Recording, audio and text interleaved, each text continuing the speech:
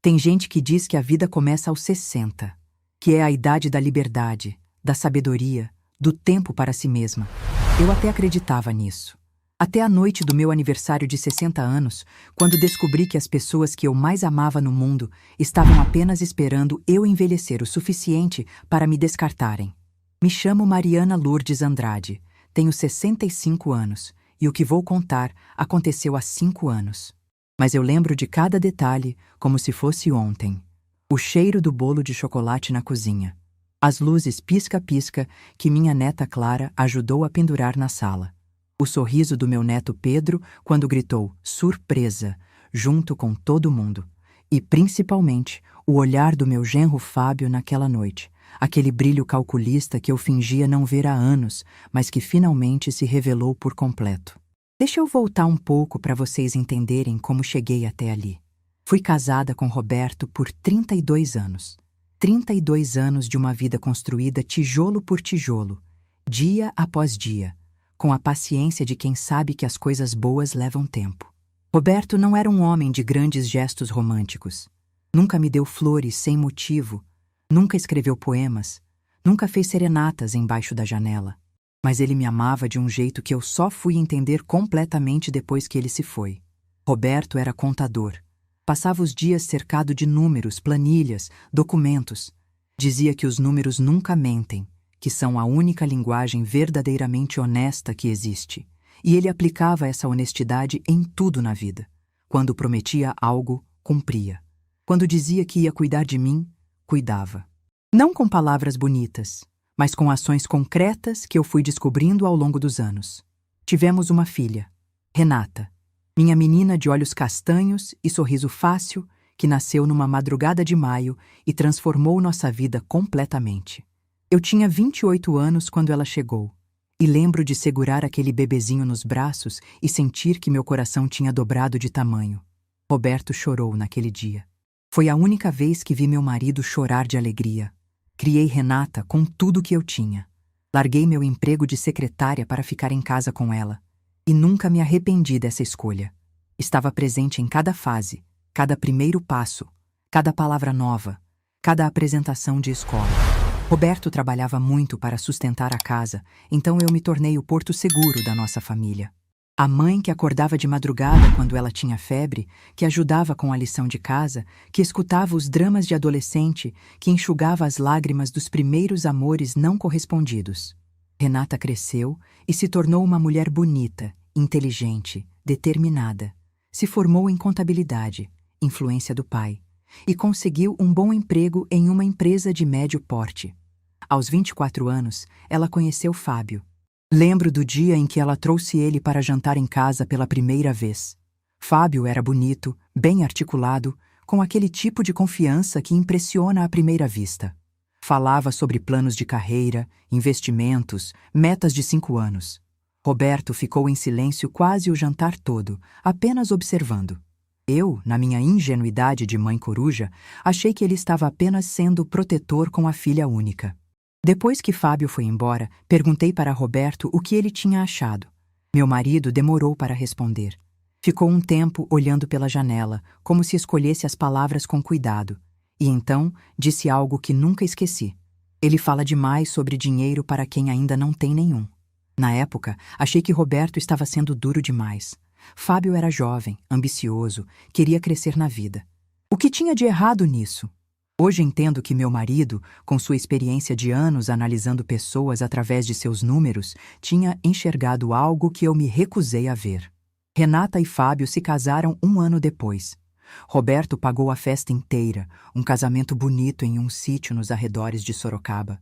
Eu chorei o dia todo, de felicidade por ver minha filha radiante de branco, mas também de uma tristeza que não conseguia explicar. Era como se algo dentro de mim soubesse que aquele casamento ia mudar tudo, mas não necessariamente para melhor. Os primeiros anos foram bons, pelo menos na superfície. Fábio conseguiu um emprego melhor, Renata foi promovida, eles compraram um apartamento financiado. Nos víamos todo domingo para almoçar, e eu me agarrava a esses momentos como se fossem tesouros. 2 anos depois do casamento, Roberto partiu. Foi de madrugada enquanto dormíamos. Uma condição cardíaca silenciosa que ninguém sabia que existia. Eu acordei com o sol entrando pela janela e virei para o lado dele, como fazia toda manhã há 32 anos. Mas naquela manhã, ele não respondeu quando chamei seu nome. Não se mexeu quando toquei seu ombro. Estava gelado. Os dias seguintes foram um borrão. O velório, o enterro, as pessoas dizendo frases vazias de consolo, Renata chorando no meu ombro, Fábio organizando tudo com uma eficiência que na época achei útil, mas que hoje percebo como algo distante demais. Ele não chorava, não se emocionava. Apenas resolvia problemas, como se a perda do sogro fosse mais uma tarefa a ser cumprida. Roberto me deixou amparada. Tínhamos a casa em Sorocaba onde criamos Renata, toda quitada. E tínhamos um apartamento de 3 quartos em São Paulo, no bairro da Saúde, também quitado. Esse apartamento tinha uma história que pouca gente conhecia e que viria a ser a peça central de tudo o que aconteceu depois. Minha mãe, Dona Carmen, era costureira. Passou a vida inteira curvada sobre uma máquina de costura, fazendo roupas para madames ricas, vestidos de noiva, uniformes escolares. Trabalhava de sol a sol, comia pouco, gastava menos ainda. Dizia que cada centavo guardado era um tijolo no futuro dos filhos. Quando ela partiu, eu tinha 35 anos. Recebi uma herança que na época parecia modesta, mas que minha mãe havia juntado ao longo de décadas de trabalho árduo. Roberto, com sua mente de contador, não deixou esse dinheiro parado. Investiu, multiplicou, esperou o momento certo. E quando surgiu a oportunidade de comprar um apartamento bem localizado em São Paulo por um preço abaixo do mercado, ele usou integralmente a herança de Dona Carmen para a compra. Fez questão de documentar tudo. A origem dos recursos, a transferência, o registro. Colocou o apartamento no meu nome, com toda a papelada provando que aquele imóvel era fruto do sacrifício da minha mãe, não do nosso casamento. Na época, achei exagero. Perguntei por que tanto cuidado e Roberto apenas sorriu e disse: "Um dia você vai entender." Depois que ele se foi, decidi vender a casa de Sorocaba e me mudar para o apartamento em São Paulo. A casa era grande demais para mim sozinha, cada cômodo cheio de memórias que doíam. E eu queria estar perto de Renata, poder ajudar quando os netos chegassem. E eles chegaram. Pedro nasceu quando eu tinha 54 anos, 2 anos depois da partida de Roberto. Clara veio 2 anos depois. Eu me joguei de corpo e alma naquele papel de avó. Era a minha forma de continuar me sentindo útil, de ter um propósito, de não afundar na solidão que ameaçava me engolir. Buscava as crianças na escola todo dia. Levava ao médico, ao dentista, às aulas de natação. Cozinhava almoço e janta. Deixava a marmita pronta para a semana. Passava noites no apartamento deles quando Pedro tinha crise de bronquite ou Clara acordava com pesadelos. Fábio viajava constantemente a trabalho. Renata tinha uma rotina puxada e eu me tornei o pilar invisível que sustentava aquela família. Invisível. Essa é a palavra certa. Porque com o tempo, fui percebendo que era exatamente assim que eles me viam. Eu estava ali, presente, disponível, útil. Mas ninguém perguntava como eu estava, se eu precisava de alguma coisa, se eu estava feliz. Eu era um recurso, uma facilidade, uma solução prática para os problemas deles. Foi por volta dos meus 58 anos que Fábio começou a fazer perguntas sobre o apartamento. Perguntas que vinham disfarçadas de preocupação, mas que eu sentia terem outro propósito. Ele queria saber se o apartamento estava quitado, quanto valia no mercado atual, se eu tinha pensado em fazer inventário. Dizia que era importante deixar tudo organizado, que eu não era mais tão jovem, que era bom prevenir. Eu desconversava, mudava de assunto, fingia não perceber o brilho de cálculo nos olhos dele. Não queria acreditar no que estava vendo. Não queria aceitar que meu genro estava olhando para mim e vendo apenas um obstáculo entre ele e um imóvel de 3 quartos em São Paulo. Renata nunca participava dessas conversas. Ou saía da sala, ou ficava em silêncio, ou mudava de assunto. Eu interpretava isso como neutralidade, mas hoje sei que era cumplicidade silenciosa. Ela sabia o que o marido planejava. Talvez até concordasse. E seu silêncio era sua forma de participar sem sujar as mãos. Uma semana antes do meu aniversário de 60 anos, Roberto me apareceu em sonho. Não foi um sonho comum, daqueles que a gente esquece ao acordar. Foi tão vívido que eu quase podia sentir o cheiro dele, aquele perfume de alfazema que ele usava todo dia. No sonho, ele estava sentado na nossa antiga sala em Sorocaba, naquela poltrona verde onde passava as noites lendo jornal. Ele me olhou com aqueles olhos calmos e disse apenas uma frase: "Não esqueça do envelope, Mariana. A hora chegou." Acordei com o coração acelerado e fui direto ao guarda-roupa. No fundo, atrás das caixas de sapato, estava o envelope que Roberto me deu uma semana antes de partir. Ele tinha feito eu prometer que só abriria no meu aniversário de 60 anos. 8 anos eu tinha guardado aquilo, curiosa, mas fiel à promessa. Segurei o envelope, senti o peso do papel e guardei de volta. Mais uma semana. Eu podia esperar mais uma semana. O dia do meu aniversário chegou num sábado ensolarado de outubro.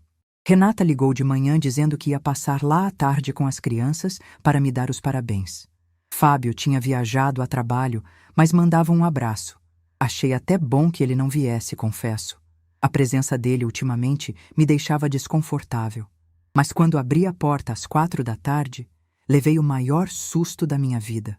A sala estava cheia de gente. Amigos antigos que eu não via há anos, vizinhos, algumas primas distantes. E no meio de todo mundo, Fábio, com um sorriso de orelha a orelha, segurando uma faixa escrita "Parabéns, vovó." Ele não tinha viajado. A viagem era mentira, parte da surpresa. Pedro e Clara correram para me abraçar, e eu chorei como não chorava há tempos. A sala estava decorada com balões, luzes pisca-pisca, flores. Tinha um bolo de 3 andares que Renata disse ter encomendado especialmente. Por algumas horas, me senti a mulher mais amada do mundo. Cantamos parabéns, cortamos o bolo, conversamos, rimos. Os convidados foram embora aos poucos, até ficarem só Renata, Fábio, as crianças e eu. Pedro e Clara já estavam caindo de sono, então Renata os levou para o quarto de hóspedes. Quando ela voltou para a sala, o clima era outro. Fábio estava sentado na poltrona que era do Roberto. A mesma poltrona que eu trouxe de Sorocaba, que ainda guardava um pouco do cheiro do meu marido. Ver Fábio ali, com aquele sorriso presunçoso, me causou um incômodo que tentei disfarçar. Ele disse que tinha mais uma surpresa para mim. Que ele e Renata tinham conversado muito nas últimas semanas e chegado a uma decisão que ia mudar a vida de toda a família. Que eles queriam me dar mais conforto, mais segurança, mais companhia. Renata se sentou ao lado dele, mas não me olhava nos olhos. Estava mexendo no guardanapo, fazendo dobras e desdobras nervosas. Fábio, então, disse as palavras que partiram minha vida ao meio. "Sogra, decidimos vender seu apartamento para comprar uma casa maior. Com o dinheiro daqui, mais nossas economias, dá para comprar uma casa com quintal para as crianças.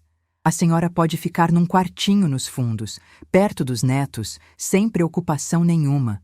Vai ser muito melhor para todo mundo." Eu fiquei em silêncio. Olhei para ele. Olhei para Renata.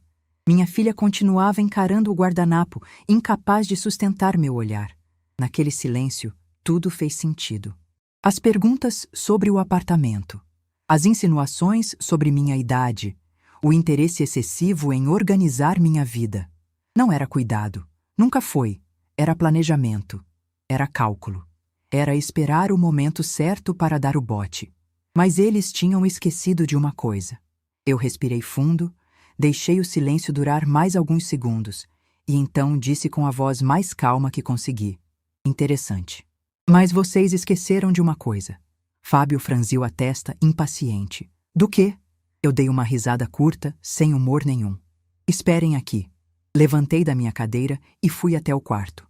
No fundo do guarda-roupa, atrás das caixas de sapato, estava o envelope. O envelope que Roberto me fez prometer que só abriria naquele dia. Peguei com cuidado, sentindo o peso do papel entre os dedos. 8 anos guardado. 8 anos esperando este momento. Voltei para a sala com o envelope nas mãos. Fábio e Renata me olhavam confusos. Sentei na minha poltrona, respirei fundo e disse: "Meu marido me deixou esta carta para abrir hoje. Acho que vocês vão querer ouvir." Abri o envelope devagar. Desdobrei o papel e comecei a ler em voz alta. Minhas mãos tremiam enquanto eu segurava aquele envelope amarelado pelo tempo. 8 anos guardado no fundo do guarda-roupa, esperando esse momento. 8 anos em que eu olhava para ele às vezes, curiosa, tentada a abrir, mas sempre lembrando da promessa que fiz ao Roberto. Ele me entregou esse envelope uma semana antes de partir. Estava sentado na cama, com uma expressão séria que me preocupou na hora. Perguntei se estava tudo bem, se ele estava sentindo alguma coisa. Roberto apenas sorriu daquele jeito calmo dele e disse que estava ótimo, mas que precisava me pedir uma coisa importante. Colocou o envelope nas minhas mãos e falou: Mariana, guarda isso e só abre no seu aniversário de 60 anos, não antes. Promete? Achei estranho, quis perguntar o porquê, mas algo no olhar dele me fez apenas acenar com a cabeça. Prometi. E guardei. Uma semana depois, ele se foi enquanto dormia. E eu fiquei com aquele envelope, sem coragem de quebrar a promessa, mesmo quando a curiosidade me consumia, mesmo quando a saudade era tanta que eu teria dado qualquer coisa para ler mais uma palavra escrita pela mão dele. Agora, sentada na sala do meu apartamento, com meu genro e minha filha me olhando como se eu tivesse enlouquecido, finalmente era a hora. Abri o envelope com cuidado, como se fosse algo sagrado. Lá dentro, 2 folhas de papel escritas à mão com a letra caprichada do Roberto. Ele sempre teve uma caligrafia bonita, daquelas que parecem desenhadas. Engoli o nó na garganta e comecei a ler em voz alta. Minha Mariana, se você está lendo isso, significa que chegou aos 60 anos, e eu provavelmente não estou mais aí para te abraçar nessa data. Espero estar errado. Espero estar sentado do seu lado agora, rindo de mim mesmo por ter escrito essa carta boba. Mas algo me diz que não vou estar. Por isso preciso te dizer algumas coisas enquanto ainda posso. Primeiro, obrigado. Obrigado por 32 anos de uma vida que eu nunca imaginei que teria. Você me fez um homem melhor, mais paciente, mais gentil. Cada manhã que eu acordava do seu lado era um presente que eu não merecia, mas que recebia mesmo assim. Minha voz falhou. Precisei parar, respirar fundo, enxugar as lágrimas que já escorriam pelo meu rosto. Fábio bufou baixinho, impaciente. Renata continuava olhando para o guardanapo nas mãos dela. Continuei. Segundo, eu te conheço melhor do que você mesma se conhece.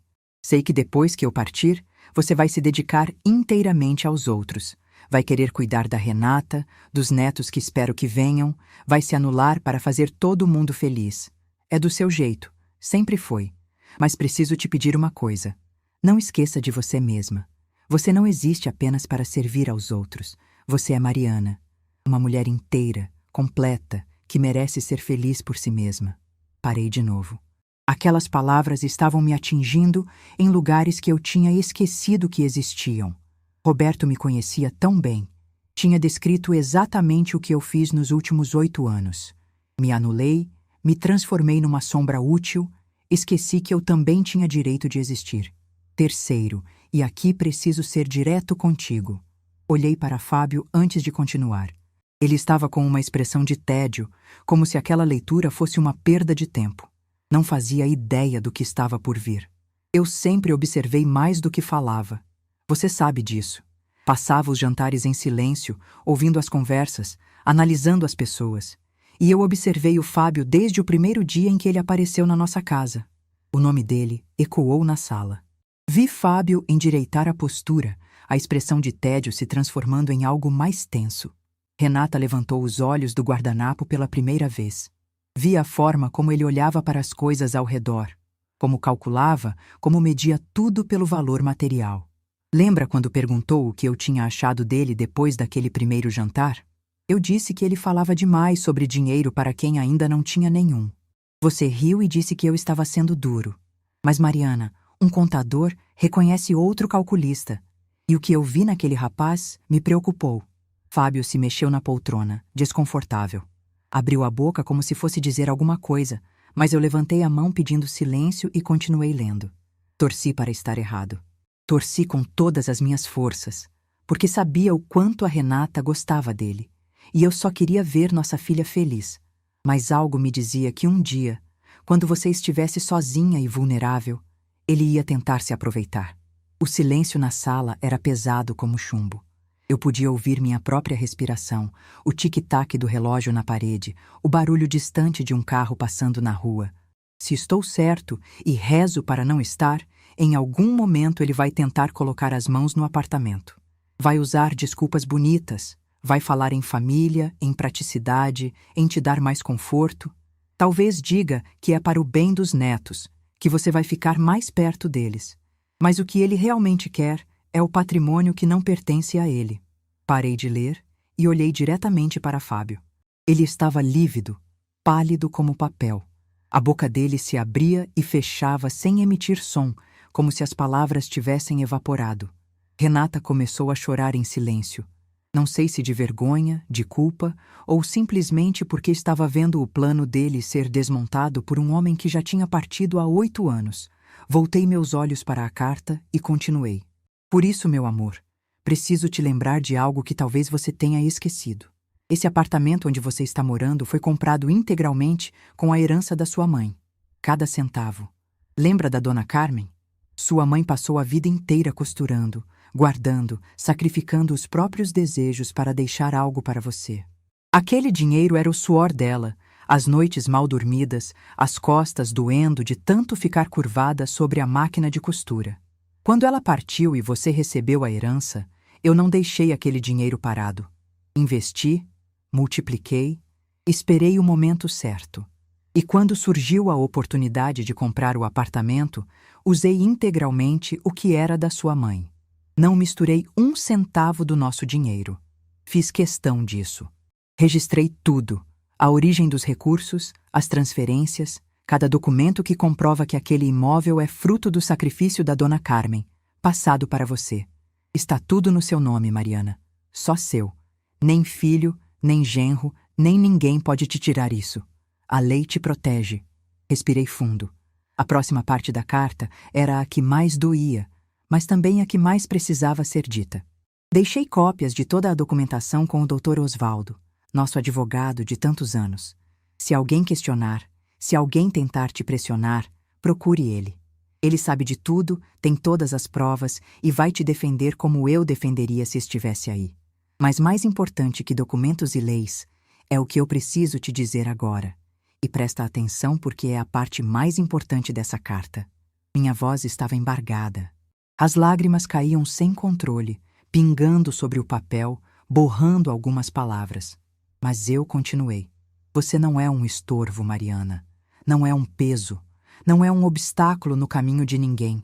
Você é a mulher mais forte, mais generosa, mais extraordinária que eu conheci na minha vida. Se alguém não consegue enxergar seu valor, o problema é dessa pessoa, não seu. Não aceite migalhas de afeto. Não se contente em ser tolerada. Você merece ser amada de verdade, respeitada, valorizada. E se as pessoas ao seu redor não forem capazes de fazer isso, então elas não merecem você na vida delas. Viva, meu amor. Viaje para os lugares que a gente sonhava conhecer. Plante flores na varanda como você sempre quis fazer. Leia os livros que estão juntando poeira na estante. Tome café olhando o pôr do sol. Seja feliz por você mesma, não pelos outros. E se precisar se lembrar de quem você é, olhe para esse apartamento. Ele é a prova de que você vem de uma linhagem de mulheres fortes. Sua mãe batalhou a vida inteira para te deixar algo. Não deixe ninguém tirar isso de você. Com todo o meu amor, do outro lado, Roberto. PS. Eu te avisei que aquele rapaz ia dar problema, mas você nunca me escuta mesmo. Terminei de ler e dobrei a carta com cuidado. O silêncio que se seguiu foi o mais denso que já experimentei na vida. Olhei para Fábio. Ele estava destruído. Não fisicamente, mas por dentro. Dava para ver nos olhos dele o momento exato em que percebeu que tinha sido derrotado por um homem que já não estava mais entre nós. Roberto, do outro lado, tinha acabado de desmontar o plano dele peça por peça. Olhei para Renata. Minha filha estava chorando, os ombros tremendo, o guardanapo agora uma bolinha amassada nas mãos. Mas eu não sentia pena. Não naquele momento. Ela sabia de tudo. E escolheu o lado do marido em vez de proteger a própria mãe. Guardei a carta no envelope e coloquei no meu colo. Respirei fundo, enxuguei as lágrimas do rosto e disse com a voz mais calma que consegui: O apartamento que vocês queriam vender foi comprado com a herança da minha mãe. Não é de vocês. Nunca foi e nunca vai ser. Fábio finalmente encontrou a voz. Começou a falar atropeladamente, dizendo que eu estava entendendo errado, que eles só queriam o melhor para a família, que não era sobre dinheiro, era sobre ficar mais perto das crianças. As desculpas saíam uma atrás da outra, cada uma mais patética que a anterior. Eu deixei ele falar. Deixei ele se enrolar nas próprias mentiras, se afundar na própria lama. Quando finalmente parou para respirar, eu disse apenas: Fábio, meu marido era contador. Passou a vida analisando pessoas através dos números delas. Ele te viu no primeiro jantar e soube exatamente quem você era. 8 anos atrás, ele escreveu essa carta porque sabia que esse dia ia chegar. Você acha mesmo que eu vou acreditar em alguma coisa que você diz agora? Ele não teve resposta. Virei para Renata. Minha filha, minha menina que eu criei com tanto amor, que segurei no colo durante noites de febre, que ensinei a andar, a falar, a ser gente. Ela estava me olhando com uma expressão que misturava vergonha e desespero. E você, filha? Você sabia de tudo. E ficou em silêncio enquanto seu marido planejava me tirar da minha própria casa. Isso dói mais do que qualquer coisa que o Fábio tenha feito.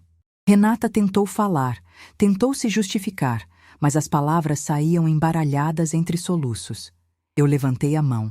Não precisa explicar. Não agora. Está tarde. As crianças estão dormindo e eu estou exausta. Vocês podem ir embora. Fábio se levantou da poltrona do Roberto, finalmente. Renata foi buscar Pedro e Clara, que dormiam pesado no quarto de hóspedes. Eu fiquei na sala, segurando o envelope contra o peito, ouvindo os sons deles se preparando para sair.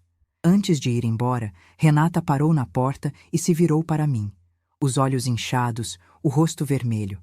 Abriu a boca como se fosse dizer alguma coisa, mas eu fui mais rápida. Filha, eu te amo, nunca vou deixar de te amar. Mas amor não significa aceitar tudo. Vai para casa, descansa. A gente conversa quando você estiver pronta para falar de verdade. Ela acenou com a cabeça e saiu. Fábio foi atrás, carregando Clara no colo, sem olhar para mim. A porta se fechou com um clique suave. Eu fiquei sozinha. O apartamento estava em silêncio agora. As luzes pisca-pisca ainda brilhavam na sala. Os balões da festa ainda flutuavam no teto. Sobre a mesa, os restos do bolo de 3 andares que eu mal tinha provado. Me sentei na poltrona que era do Roberto, aquela que Fábio tinha ousado ocupar. Ainda tinha um pouco do cheiro do meu marido, mesmo depois de tantos anos. Ou talvez fosse só minha imaginação querendo me confortar. Abri a carta de novo e reli o final. Com todo o meu amor do outro lado, Roberto.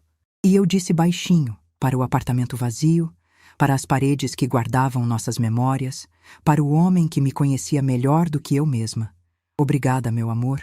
Você me salvou de novo. Naquela noite, chorei até não ter mais lágrimas. Chorei de dor, de alívio, de saudade, de gratidão. Chorei por tudo que tinha perdido e por tudo que tinha acabado de descobrir. Mas quando o sol nasceu na manhã seguinte, eu era uma mulher diferente. A carta do Roberto tinha feito mais do que me proteger de um golpe. Tinha me lembrado de quem eu era. Uma mulher forte, filha de uma mulher forte, neta de mulheres que sobreviveram a tudo.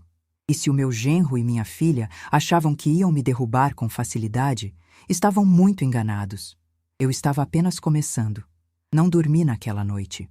Fiquei sentada na poltrona do Roberto até o sol nascer, segurando a carta contra o peito, deixando as lágrimas caírem sem pressa. Eram lágrimas estranhas, misturadas. Tinha dor ali, muita dor. Mas tinha também alívio. E uma coisa que eu não sentia há muito tempo: clareza. Durante anos eu tinha vivido numa névoa. Achava que estava fazendo a coisa certa, sendo a mãe e a avó dedicada, abrindo mão de tudo para servir aos outros. Mas naquela madrugada, com as palavras do Roberto ainda ecoando na minha cabeça, eu finalmente enxerguei a verdade. Não era dedicação. Era anulação. Eu tinha me apagado aos poucos, e as pessoas ao meu redor tinham se acostumado a me ver como um móvel útil, não como uma pessoa. Quando o primeiro raio de sol entrou pela janela, levantei da poltrona e fui até o banheiro. Me olhei no espelho por um longo tempo. Vi uma mulher de 60 anos com olheiras fundas, cabelos desgrenhados, olhos inchados de tanto chorar. Mas também vi algo que não via há muito tempo: determinação. Tomei um banho demorado, deixando a água quente relaxar os músculos tensos. Vesti uma roupa confortável, preparei um café forte e sentei na varanda para ver a cidade acordar. São Paulo tem essa coisa de nunca parar completamente, sempre tem movimento, sempre tem vida. Naquela manhã, aquilo me reconfortou. O mundo continuava girando e eu precisava continuar junto. Às 9 horas, liguei para o Dr. Osvaldo. O número estava na minha agenda há anos, mas eu raramente usava. Roberto cuidava de toda a parte burocrática da nossa vida, e depois que ele se foi, eu simplesmente evitava essas questões. Mas agora era diferente. Agora eu precisava ter certeza de que estava protegida.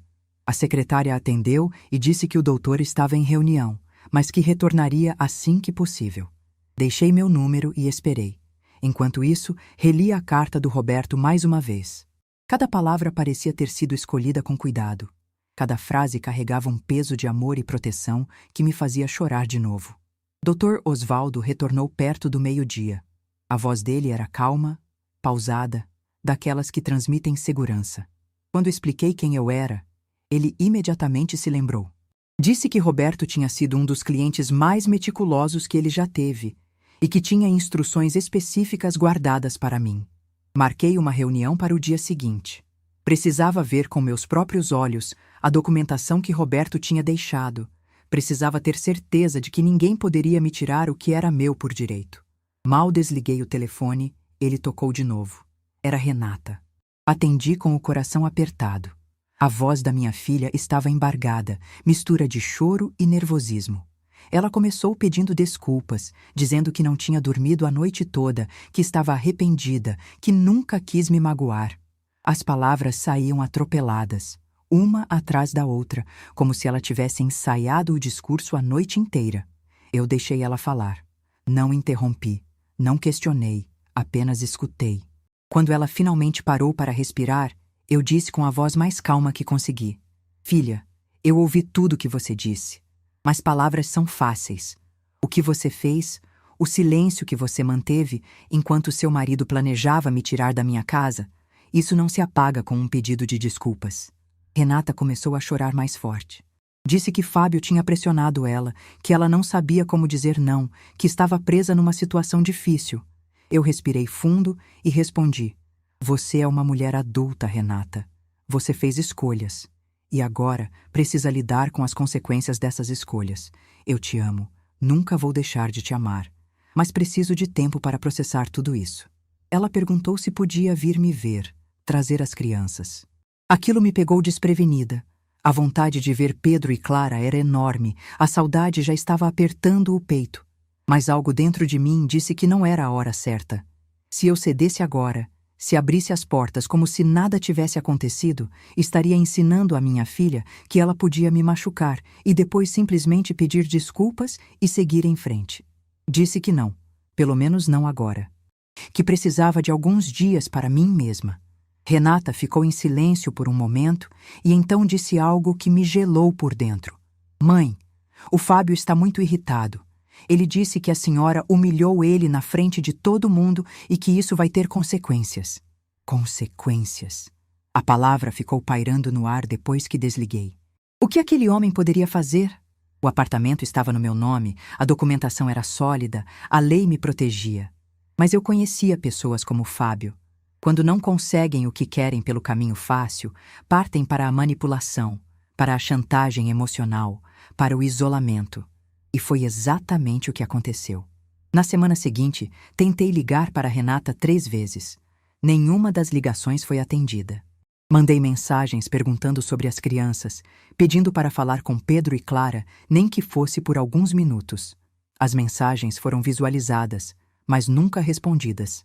No domingo, dia em que eu normalmente ia almoçar na casa deles e passava a tarde brincando com os netos, fiquei sozinha no apartamento olhando para o telefone.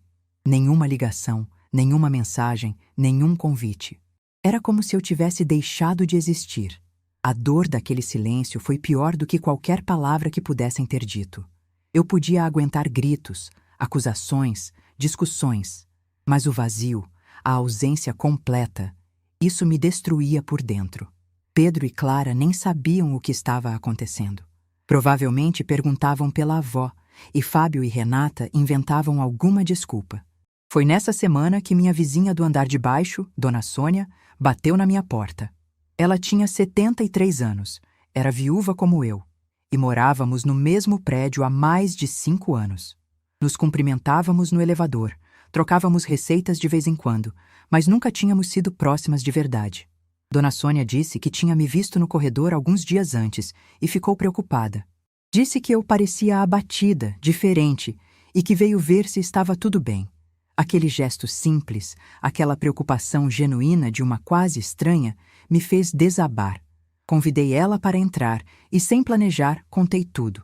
A festa de aniversário, o plano do Fábio, a carta do Roberto, o silêncio da Renata, o afastamento dos netos.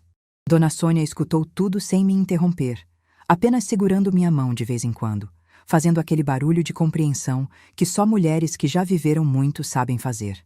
Quando terminei de falar, ela ficou em silêncio por um momento. Então disse algo que me marcou profundamente.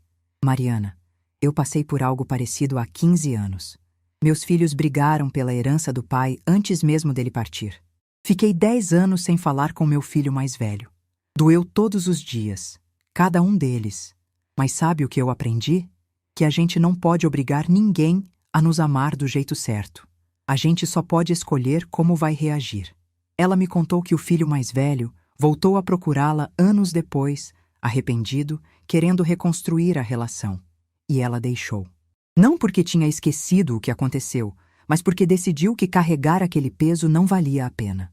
Perdoou, mas com limites. Reaproximou, mas sem voltar a ser a mãe que aceitava tudo. Aquela conversa com Dona Sônia foi um divisor de águas. Eu não estava sozinha. Outras mulheres tinham passado por situações parecidas e sobrevivido. Outras mães tinham sido traídas por filhos e encontrado formas de seguir em frente. Eu também podia fazer isso. No dia seguinte, fui ao escritório do Dr. Osvaldo. O prédio ficava no centro de São Paulo, um daqueles edifícios antigos com elevador de porta de grade e corredores de mármore. A sala dele era repleta de estantes com livros de direito, diplomas na parede, aquele cheiro característico de papel velho e café. Ele me recebeu com um aperto de mão firme e um sorriso gentil. Disse que estava esperando minha visita há anos, que Roberto tinha deixado instruções claras para quando esse dia chegasse. Abriu uma pasta grossa e começou a me mostrar os documentos. Estava tudo lá. A escritura do apartamento no meu nome. Os comprovantes de transferência da herança da minha mãe. Os extratos bancários mostrando que nenhum centavo do dinheiro do casal tinha sido usado na compra. Declarações de imposto de renda. Tudo organizado, numerado, com cópias autenticadas. Dr. Osvaldo explicou que Roberto tinha vindo até ele 2 meses antes de partir. Disse que queria garantir que eu estaria protegida caso alguma coisa acontecesse com ele. Que tinha preocupações sobre influências externas que poderiam tentar se aproveitar da minha boa vontade. Não mencionou nomes, mas deixou claro que sabia exatamente de quem estava falando. Quando perguntei se alguém poderia contestar minha propriedade, o doutor foi categórico. Dona Mariana, esse apartamento é seu e de mais ninguém. A origem dos recursos está comprovada, a documentação é impecável. Mesmo que alguém tentasse questionar na justiça, não teria a menor chance de sucesso. Seu marido era um homem muito inteligente. Ele blindou a senhora de todas as formas possíveis. Saí daquele escritório me sentindo mais leve do que tinha me sentido em semanas. A parte legal estava resolvida. Ninguém podia me tirar nada. Mas a parte emocional, essa ainda sangraria por muito tempo.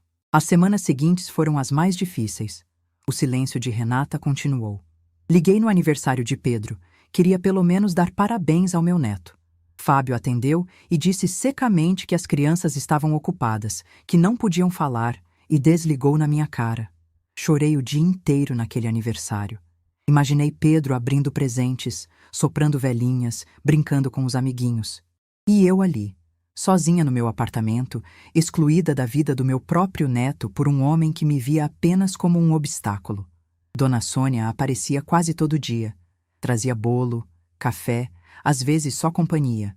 Ela me puxava para caminhar no parque perto do prédio, me levava para tomar sorvete, me fazia rir com histórias do passado dela. Aos poucos, fui percebendo que estava criando uma amizade de verdade, dessas que surgem nas horas mais improváveis. Foi Dona Sônia quem me deu a ideia de reformar o apartamento. Ela disse que quando o marido dela partiu, a primeira coisa que fez foi mudar os móveis de lugar, que precisava sentir que o espaço era dela, não um museu de memórias dolorosas. No início, resisti. Aquele apartamento era cheio de Roberto. Cada canto guardava uma lembrança dele. Mas então entendi o que ela queria dizer. Não era apagar Roberto. Era criar espaço para a nova Mariana, essa mulher que estava nascendo das cinzas da antiga. Comecei pela varanda. Sempre sonhei em ter um cantinho verde, cheio de plantas e flores, onde pudesse tomar café vendo o pôr do sol. Roberto não gostava muito de plantas, dizia que davam trabalho, então eu nunca tinha feito isso. Mas agora, a varanda era minha. Comprei vasos, terra, sementes. Plantei manjericão, hortelã, tomate cereja. Coloquei uma cadeira confortável, uma mesinha pequena, um sino de vento que tocava quando a brisa passava. Cada vez que eu sentava ali, regando minhas plantinhas, sentia que estava regando também alguma coisa dentro de mim. A reforma foi se espalhando aos poucos. Troquei as cortinas pesadas por outras mais leves, que deixavam o sol entrar. Pintei a parede da sala de um amarelo suave que me alegrava. Doei roupas antigas, livros que nunca ia ler, objetos que só juntavam poeira e memórias. E numa dessas arrumações, encontrei algo que tinha esquecido completamente. No fundo de uma gaveta, debaixo de papéis velhos, estava uma caderneta de poupança no nome de Pedro e Clara. Roberto tinha aberto quando cada um nasceu. Depositava um pouco todo mês. Eu tinha continuado os depósitos depois que ele se foi, mas com tudo o que aconteceu, tinha esquecido que aquilo existia. Olhei para aquelas cadernetas e senti uma mistura de emoções. Ali estava a prova do meu amor pelos meus netos. Anos de depósitos pequenos, constantes, feitos com carinho. Dinheiro que eu juntava para o futuro deles, para ajudar na faculdade, no primeiro carro, em algum sonho que tivessem. Guardei as cadernetas de volta na gaveta. Não ia contar para ninguém que existiam, não agora. Talvez um dia, quando Pedro e Clara fossem adultos e pudessem entender o que aconteceu, eu entregaria para eles pessoalmente. Mas isso era coisa do futuro. No presente, eu tinha uma decisão a tomar. Podia ficar ali, chorando pelos cantos, esperando que Renata e Fábio mudassem de atitude. Ou podia começar a viver de verdade, pela primeira vez em décadas, sem me definir pelo papel de mãe ou avó. Escolhi viver. Naquela noite, sentada na minha varanda reformada, com o cheiro de manjericão no ar e o sino de vento tocando suave, eu fiz uma lista. Coisas que sempre quis fazer e nunca fiz. Lugares que sempre quis conhecer. Cursos que sempre quis fazer. A lista ficou longa, mais longa do que eu esperava. E pela primeira vez em muito tempo, olhei para o futuro com algo parecido com esperança. Meus netos ainda estavam longe. Minha filha ainda estava em silêncio. A dor ainda estava ali, pulsando no peito. Mas eu tinha descoberto algo importante naqueles meses difíceis. Eu era mais forte do que imaginava. E ninguém, absolutamente ninguém, ia me impedir de viver a vida que eu merecia. Roberto tinha razão. Eu vinha de uma linhagem de mulheres fortes. E estava na hora de honrar isso. 6 meses. Foi o tempo que levou para minha vida mudar completamente. Não foi uma mudança de um dia para o outro. Foi aos poucos, como uma planta que cresce sem você perceber, até que um dia você olha e ela está florida. Eu era essa planta. Tinha passado décadas murchando em silêncio e agora, pela primeira vez, estava me permitindo florescer. Comecei pelo curso de pintura que sempre quis fazer. Tinha uma escola de artes a 3 quadras do meu prédio, e toda terça e quinta eu ia lá passar 2 horas mergulhada em tintas e telas. No início, me sentia ridícula. Uma mulher de 60 anos, cercada de jovens artistas, segurando o pincel com mãos trêmulas, fazendo borrões que pareciam coisa de criança. Mas a professora, uma moça chamada Beatriz, com cabelos coloridos e um sorriso enorme, nunca me fez sentir fora de lugar. Dizia que arte não tinha idade, que o importante era a expressão, não a perfeição. E aos poucos fui relaxando. Minhas telas ainda não eram obras-primas, mas eram minhas. Cada pincelada carregava um pedaço de mim que eu tinha esquecido que existia. Foi no curso de pintura que conheci Helena. Ela tinha 65 anos, era divorciada há 20 e tinha uma energia contagiante. Ria alto, falava o que pensava, não pedia desculpas por ocupar espaço. No início, me assustei com ela. Mulheres da minha geração foram ensinadas a ser discretas, a não chamar atenção. Helena era o oposto de tudo isso. Mas foi justamente por isso que nos tornamos amigas. Ela me mostrava, sem nem perceber, que existiam outras formas de ser mulher depois dos 60, que eu não precisava me esconder, me diminuir, me calar, que podia rir alto, ter opinião, fazer escolhas que agradassem a mim mesma. Helena me arrastou para outras atividades. Um grupo de caminhada no Parque Ibirapuera aos sábados de manhã. Um clube do livro que se reunia uma vez por mês numa cafeteria charmosa do bairro. Aulas de dança de salão numa academia para a terceira idade. De repente, minha agenda estava cheia, e os dias que antes pareciam intermináveis, agora passavam rápido demais. Dona Sônia ficou feliz com minha transformação. Dizia que eu estava com outra cara, que meus olhos tinham voltado a brilhar. Ela continuava aparecendo quase todo dia, trazendo bolo, fofocas do prédio, companhia nas tardes de domingo. Tínhamos nos tornado uma espécie de família improvável. Duas viúvas que encontraram uma na outra o apoio que as famílias de sangue não ofereceram. 3 meses depois do meu aniversário, fiz algo que nunca tinha feito na vida. Viajei sozinha. Foi ideia da Helena. Ela disse que tinha uma amiga com uma pousada em Campos do Jordão, que o lugar era lindo, tranquilo, perfeito para descansar. No início, resisti. Viajar sozinha? Eu, que nunca tinha ido a lugar nenhum sem Roberto ou Renata? Parecia loucura. Mas uma noite, olhando para a lista de sonhos que tinha feito, vi que conhecer Campos do Jordão estava lá. Roberto e eu sempre planejamos ir, mas nunca fomos. Sempre tinha algo mais urgente, mais importante. A vida foi passando e o sonho ficou guardado numa gaveta. Decidi que chega de gavetas. A viagem foi transformadora. Passei 5 dias numa pousada de madeira cercada de araucárias, acordando com o canto dos pássaros, tomando café, olhando as montanhas. Caminhei por trilhas que me deixaram sem fôlego, comi fondue pela primeira vez. Comprei lembrancinhas bobas que me faziam sorrir. Na última noite, sentada na varanda da pousada com um vinho na mão e o frio gostoso da serra no rosto, eu chorei. Mas eram lágrimas diferentes. Não eram de dor ou saudade. Eram de gratidão. Gratidão por estar ali, viva, inteira, descobrindo que ainda havia tanto para viver. Voltei para São Paulo renovada. Continuei meus cursos, minhas atividades, minhas amizades. A dor pelos netos ainda estava lá.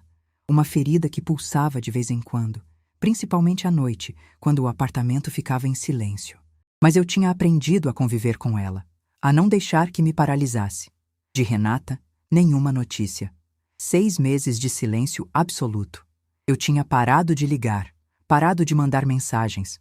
Não por orgulho, mas por autopreservação. Cada tentativa de contato que era ignorada me machucava um pouco mais, e eu não podia continuar me oferecendo para ser rejeitada. Foi no 7º mês que tudo mudou. Era uma quarta-feira à tarde. Eu estava na varanda, regando minhas plantas, quando a campainha tocou. Estranhei, porque não esperava ninguém. Dona Sônia tinha viajado para visitar a irmã. Helena estava gripada, e eu não tinha encomendado nada. Abri a porta e levei um susto. Renata estava ali, parada no corredor, segurando uma bolsa grande como se estivesse carregando o mundo inteiro dentro dela. Estava diferente da última vez que a vi. Mais magra, com olheiras fundas, os cabelos sem brilho presos num rabo de cavalo desleixado. Parecia ter envelhecido anos em poucos meses. Por um momento, ficamos apenas nos olhando. Eu não sabia o que dizer, e ela parecia não encontrar as palavras certas. Então, ela fez algo que me pegou completamente desprevenida. Começou a chorar. Não era um choro contido, discreto. Era um choro de desabamento, daqueles que sacodem o corpo inteiro, que tiram o ar, que não se consegue controlar. Minha filha desmoronou ali, no corredor do meu prédio, aos prantos. O instinto de mãe falou mais alto, Puxei ela para dentro, fechei a porta, guiei até o sofá. Busquei um copo de água, lenços de papel, sentei ao lado dela e esperei. Às vezes, a melhor coisa que a gente pode fazer por alguém é simplesmente estar presente em silêncio. Demorou uns 10 minutos para ela se acalmar o suficiente para falar. E quando começou, as palavras saíram como uma enchente, uma atrás da outra, sem pausa, sem filtro. Fábio tinha perdido o emprego há 4 meses. A empresa onde ele trabalhava tinha feito cortes, e ele foi um dos demitidos. No início, disse que ia ser rápido, que logo encontraria outro trabalho, que ela não precisava se preocupar. Mas os meses foram passando, e nada. Os currículos que ele mandava não eram respondidos, as entrevistas não resultavam em contratação. O dinheiro começou a apertar. Primeiro cortaram o supérfluo, a TV a cabo, as saídas para jantar, as roupas novas. Depois cortaram o necessário.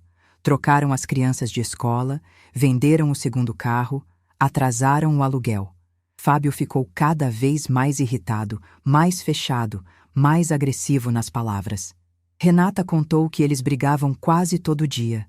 Discussões que começavam por qualquer motivo e terminavam com gritos, portas batendo, noites de silêncio pesado.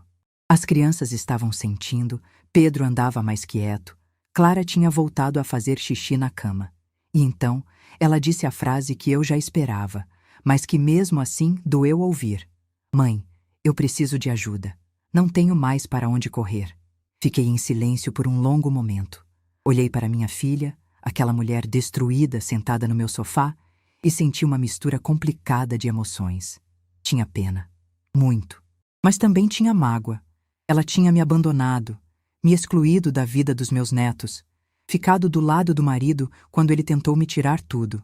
E agora, quando a maré virou, quando o plano deu errado, ela voltava correndo para mim. Respirei fundo e perguntei: "Que tipo de ajuda você precisa, Renata?" Ela hesitou. Olhou para as próprias mãos, enrolou o lenço de papel entre os dedos, evitou meu olhar. Então disse, quase num sussurro: "Dinheiro, para pagar o aluguel atrasado. Senão, vamos ser despejados." Ali estava. O pedido que eu sabia que viria desde o momento em que abri a porta.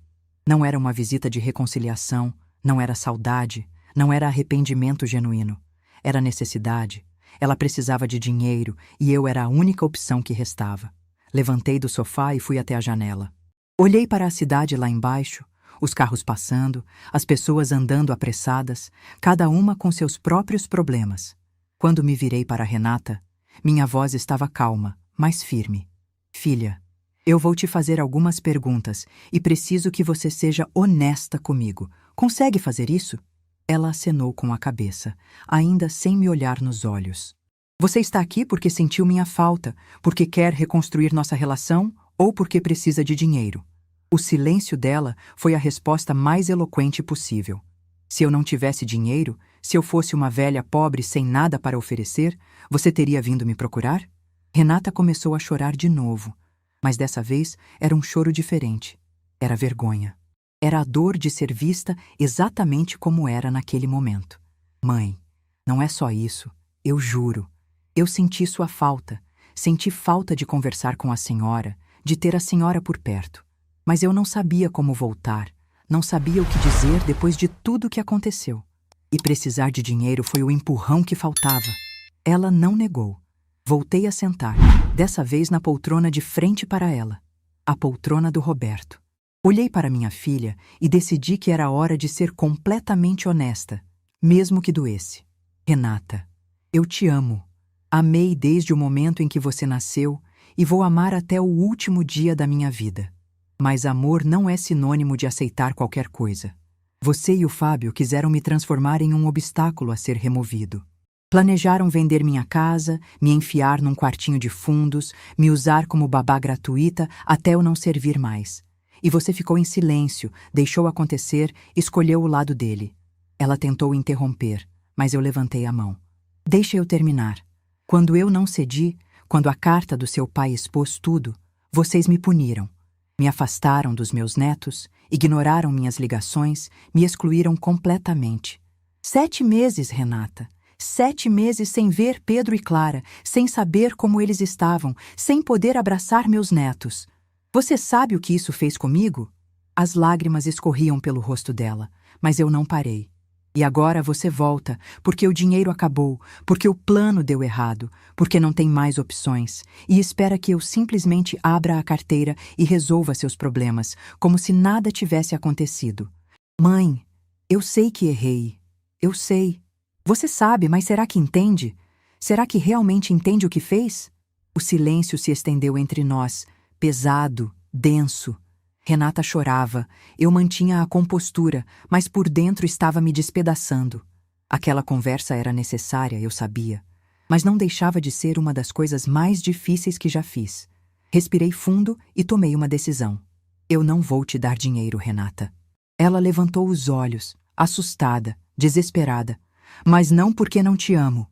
É justamente porque te amo que não vou fazer isso. Se eu resolver esse problema agora, vou estar te ensinando que você pode me tratar mal e depois voltar quando precisar que eu salve a situação. Isso não é amor, filha. Isso é ser usada. Mãe, por favor, as crianças têm pai e mãe que precisam resolver os problemas que criaram. Vocês são adultos, Renata. Adultos arcam com as consequências das próprias escolhas. Ela começou a falar em desespero, dizendo que não tinha mais para onde ir, que não sabia o que fazer, que o casamento estava desmoronando. E foi aí que eu perguntei a coisa que realmente importava. Você ainda quer ficar com o Fábio? A pergunta a pegou desprevenida. Ela parou de chorar, ficou em silêncio, olhou para o chão. Quando respondeu, a voz era quase inaudível. Eu não sei mais, mãe. Não sei mais nada. Levantei, fui até ela, sentei ao seu lado no sofá. Peguei suas mãos entre as minhas, como fazia quando ela era criança e tinha medo de tempestade.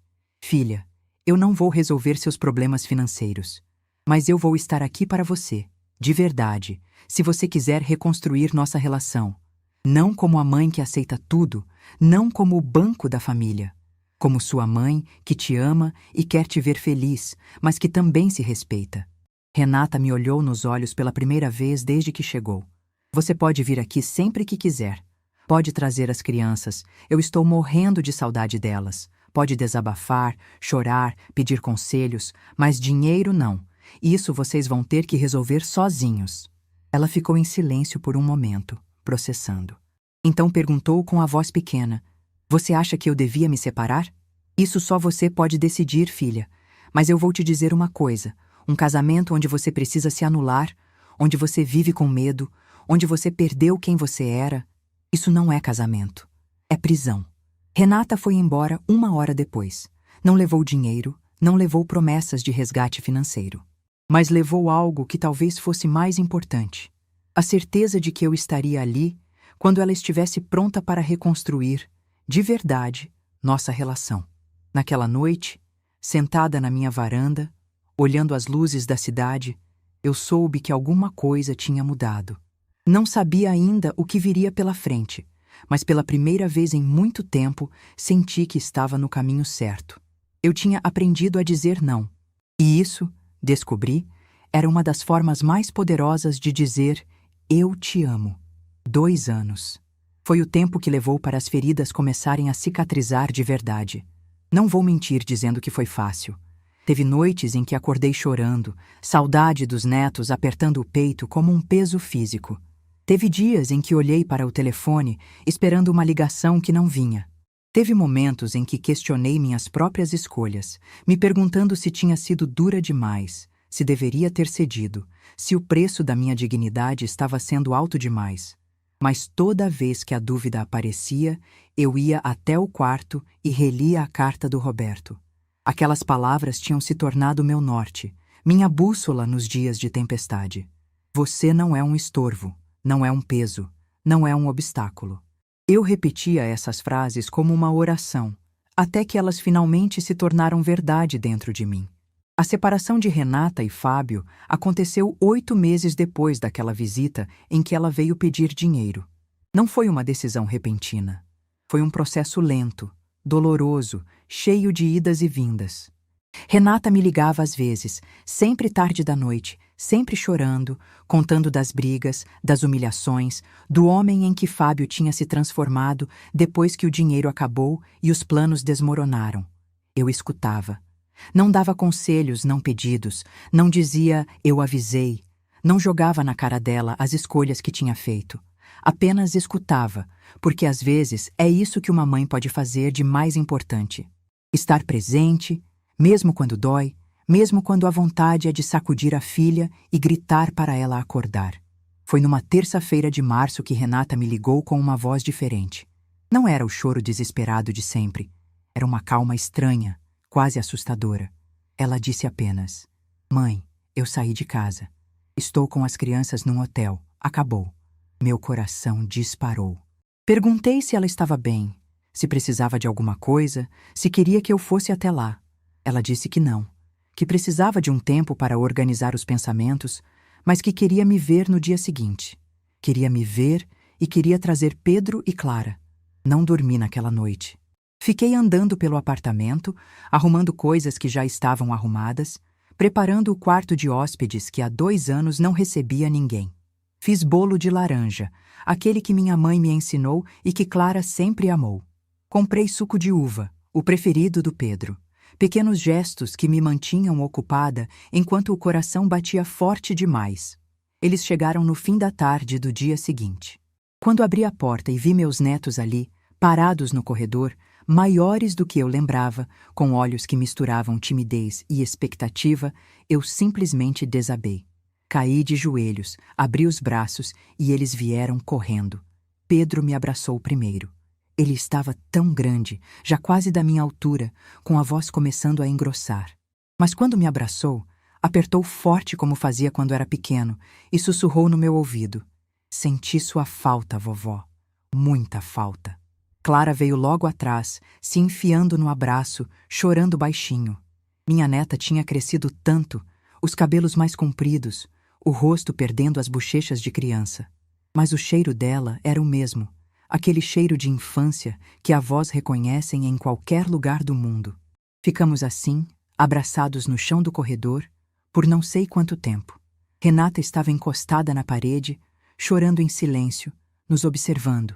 Quando finalmente levantei e olhei para ela, vi algo que não via há muito tempo nos olhos da minha filha: alívio. Entramos, sentamos na sala e as crianças não desgrudaram de mim. Pedro de um lado, Clara do outro, como se tivessem medo de que eu fosse desaparecer de novo. Eu servi o bolo, o suco, e fiquei ouvindo eles falarem, contarem da escola, dos amigos, dos desenhos que gostavam, de tudo que eu tinha perdido nesses 2 anos. Renata ficou em silêncio a maior parte do tempo, apenas observando. Quando as crianças foram para a varanda ver minhas plantas, ela finalmente falou. Pediu desculpas. Não aquelas desculpas ensaiadas, desesperadas que tinha pedido antes. Foram desculpas diferentes. Calmas, pensadas, doloridas.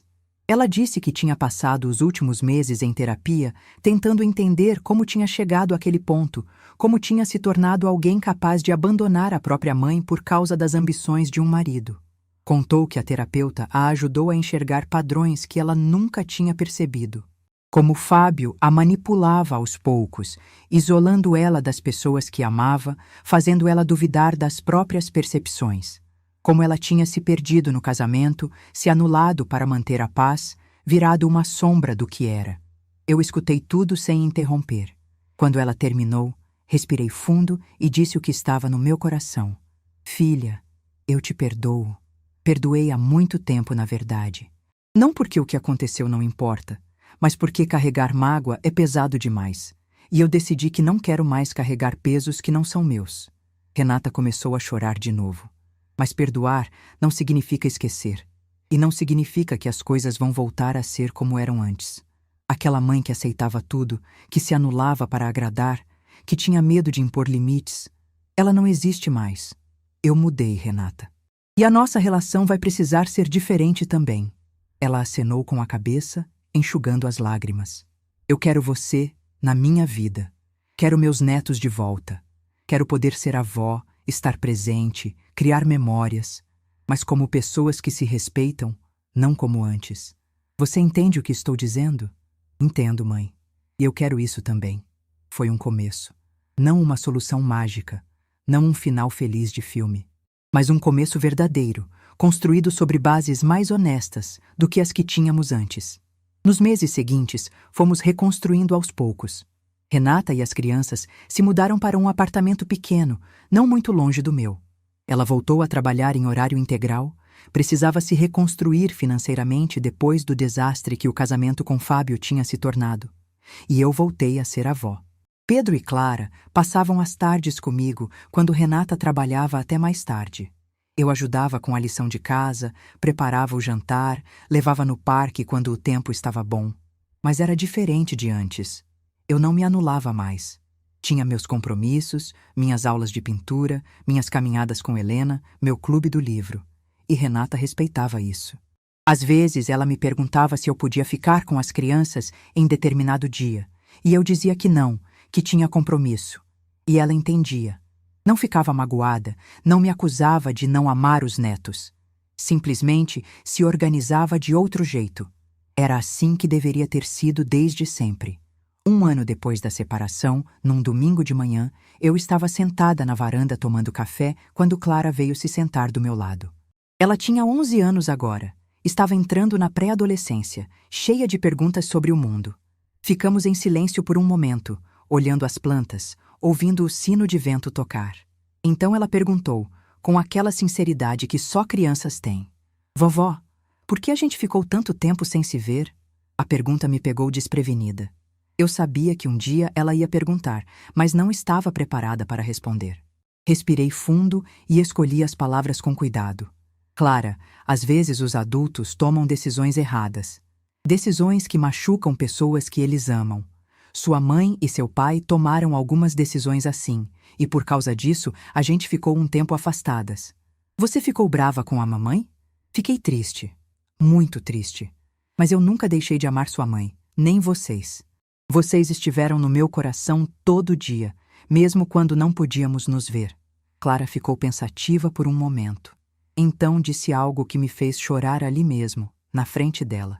Vovó, eu não quero nunca mais ficar longe de você. Você promete que a gente não vai se afastar de novo? Puxei ela para um abraço apertado e disse: Eu prometo que vou fazer tudo o que estiver ao meu alcance para estar sempre perto de você. Mas tem uma coisa que quero que você lembre. Não importa o que aconteça, não importa onde eu esteja, eu sempre vou te amar. Isso ninguém pode tirar. Naquela noite, depois que Renata buscou as crianças, eu fui até o guarda-roupa e peguei as cadernetas de poupança. Olhei para aqueles números pequenos que Roberto e eu tínhamos depositado ao longo dos anos, que eu tinha continuado depositando mesmo quando não podia ver meus netos. Decidi que ia contar para eles quando fizessem 18 anos. Ia sentar com cada um, separadamente, e explicar a história daquele dinheiro. Como o bisavô que eles nunca conheceram começou a guardar cada centavo antes mesmo deles nascerem. Como a avó continuou, mesmo nos anos de afastamento, porque o amor não conhece distância. Guardei as cadernetas de volta e fui para a cama. Naquela noite, sonhei com Roberto. Não era a primeira vez que sonhava com ele desde que partiu, mas esse sonho foi diferente. Estávamos sentados na varanda do apartamento, na minha varanda cheia de plantas, e ele olhava tudo com aquele sorriso calmo que eu tanto amava. No sonho, ele disse: Ficou bonito aqui. Você finalmente plantou suas flores. Eu respondi: Demorou, mas aprendi. Ele segurou minha mão, como fazia nas noites em que assistíamos televisão juntos, e disse: Eu sabia que você ia conseguir. Sempre soube. Eu leio sua carta toda semana, às vezes mais de uma vez. Eu sei. Ele sorriu. Mas você não precisa mais dela. Tudo que está escrito lá, você já sabe de cor. Já faz parte de você. Acordei com o rosto molhado de lágrimas, mas com o coração estranhamente leve. Era como se Roberto tivesse vindo se despedir de verdade, me dizendo que estava tudo bem, que eu podia seguir em frente. Hoje, enquanto conto essa história, olho ao redor do meu apartamento e vejo uma vida que eu nunca imaginei que teria aos 65 anos. As paredes estão cheias de quadros que eu mesma pintei. A varanda transborda de plantas que eu mesma cultivei. As estantes guardam livros que eu finalmente tive tempo de ler. Na geladeira tem desenhos de Pedro e Clara com ímãs coloridos. No quarto de hóspedes tem um jogo de cama que eles escolheram para quando dormem aqui. Na agenda tem compromissos com amigas, aulas, viagens planejadas. Renata vem jantar toda semana. Às vezes traz um namorado novo, um homem gentil que a trata bem e que me cumprimenta com respeito. Às vezes vem só ela para conversar, desabafar, pedir conselhos. E eu dou, quando ela pede. Só quando ela pede. Fábio desapareceu da vida de todos. Segundo Renata, ele se mudou para outro estado, não paga pensão direito, raramente liga para os filhos. Pedro e Clara parecem ter feito as pazes com a ausência do pai, ou, pelo menos, aprendido a conviver com ela. Não me cabe julgar. Cada um processa a dor do próprio jeito. A carta de Roberto ainda está emoldurada no meu quarto, mas o sonho tinha razão. Eu não preciso mais ler. As palavras dele se tornaram parte de mim, tão naturais quanto respirar. Você não é um estorvo, não é um peso, não é um obstáculo. Levei 60 anos para entender isso de verdade. 60 anos para descobrir que meu valor não dependia de ser útil para os outros, de me sacrificar em silêncio, de aceitar migalhas de afeto em troca de paz. Minha mãe, Dona Carmen, passou a vida curvada sobre uma máquina de costura para me deixar um futuro. Roberto passou a vida planejando, documentando, protegendo, para garantir que eu nunca ficasse desamparada. E eu, finalmente, aprendi a honrar o sacrifício deles vivendo de verdade.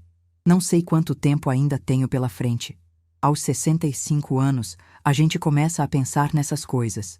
Mas seja quanto for, pretendo viver cada dia com a mesma intensidade que descobri nestes últimos 5 anos. Quero pintar mais quadros, plantar mais flores, ler mais livros, abraçar mais meus netos. Quero rir com minhas amigas, viajar para lugares que nunca conheci, experimentar coisas que nunca experimentei. E se um dia meus netos perguntarem o que aprendi com tudo isso, vou dizer o que Roberto me ensinou na carta dele, o que minha mãe me ensinou com o sacrifício dela, o que eu mesma aprendi da forma mais difícil possível. Nunca se diminua para caber na expectativa dos outros. Amor de verdade não exige que você se anule. Dizer não é uma forma de dizer eu te amo para você mesma. E nunca, nunca é tarde demais para florescer. Aquele bilhete que meu genro queria me fazer assinar, vendendo meu apartamento, minha história, minha dignidade, acabou sendo o maior presente que alguém poderia ter me dado, porque foi através dele que descobri quem eu realmente era. Não a mãe da Renata, não a avó do Pedro e da Clara, não a viúva do Roberto, apenas Mariana. Uma mulher inteira, completa, dona da própria vida. E isso ninguém nunca mais vai tirar de mim. Se essa história tocou seu coração, deixe seu like, se inscreva no canal e comente aqui embaixo. No meu lugar, o que você faria? Sua mensagem pode iluminar o dia de alguém.